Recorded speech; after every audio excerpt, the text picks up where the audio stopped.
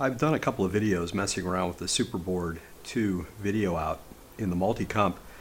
The original video out was on a composite pin and it was not very good resolution and it didn't work so great.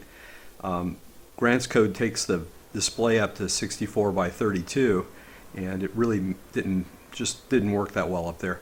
So I then ported that same code for the 64 columns by 32 rows over to VGA output and then played with it at that point, and after that I then adjusted the screen so that it would fit all the way horizontally, but it was still fairly short on the screen. And then after that, Crazy Ape sent a change to be able to expand the screen vertically and horizontally.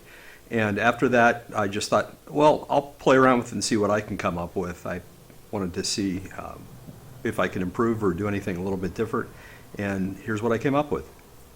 I followed Crazy Ape's lead and switched over to SuperVGA, which is a visible display of 800 by 600. Now it doesn't evenly go into the number of rows. Horizontally you can match just by matching the clock rate of the pixels to the time of that 64 columns by 8 rows. So if you put out 512 clocks during the active time, you'll display all those. Vertically, the 32 rows would double up, times 8 would be 256, and if you doubled it up it gets up to 512. So 512 is not too far off of the 600 rows or 600 lines in an 800 by 600 display. So that's what I ended up doing. There's a little bit of a black bar at the top and the bottom, but characters are definitely very nice and crisp and clean. Here it is zoomed in. Now there's only so much you can do with an 8 by 8 character set, and when you double it up it's just sort of doubling it up. But I think it looks good. I think this is probably the form I'm going to go with. It looks kind of the easiest to read. It's a little bit of a bar at the top and the bottom, but there's no odd stretching that happens anywhere.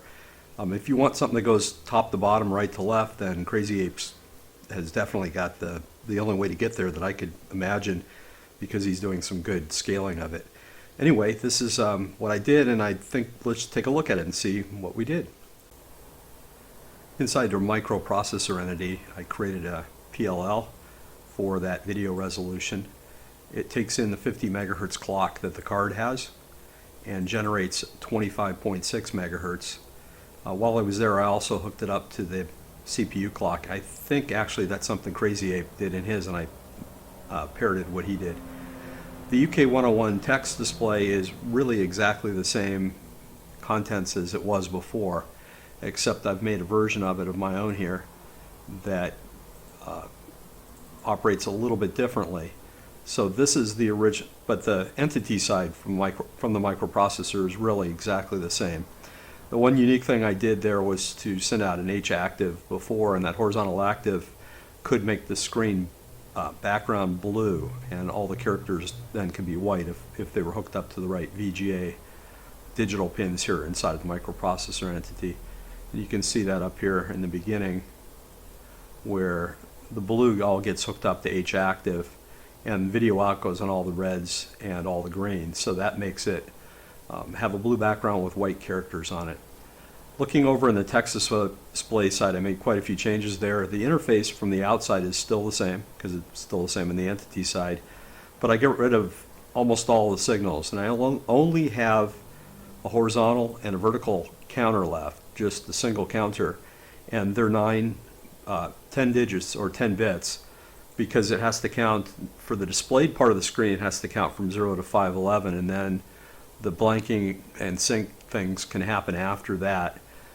It doesn't really matter where you put blank and sync, as long as the active video is not in blank and sync. So basically, if the most significant bit of the horizontal counter is 1, then it's in blanking. And same thing with the vertical counter. In the way that I have it structured here, it's much simpler. So the display address then is just a function of the horizontal and vertical count. The vertical count picks off the right bits to display, and the horizontal picks off the right bits to display. The character address, again, is just off the vertical line count. So it's about as simple as you can get for 2 counters, one for horizontal, one for vertical, counter bits are picked off and sent out to the RAM as the address. Here's the timing in detail that was on that spreadsheet. I put it inside the file here, and I'm going to put this one up in GitHub. It'll be under UK 101 text display -VGA 800 by 600. The code really has been chopped down here quite a bit. We'll take a look at it. Just have trouble grabbing those things. Whoa, click the wrong button. It's really just as simple as that at the rising edge of the clock, if the horizontal count is less than the number of pixels across, then just increment the count. Otherwise, reset the count, and every time you reach the end of a horizontal line, you increment the vertical line counter, unless you're at the end of a vertical frame, which is that counter there. Horizontal sync is just looking for some number above 512 and less than the terminal count, and set to be the right width to match the timing. And I've checked it with the scope and it worked correctly.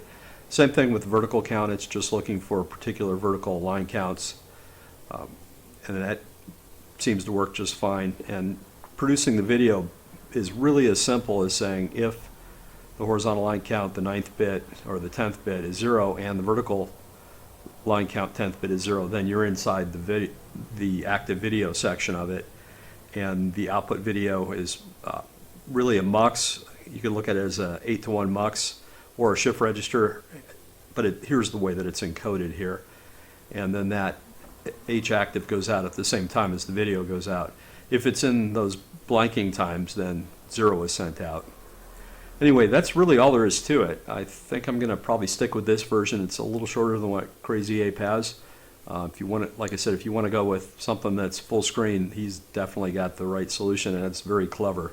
This is much less clever, but I think it'll work fine for me.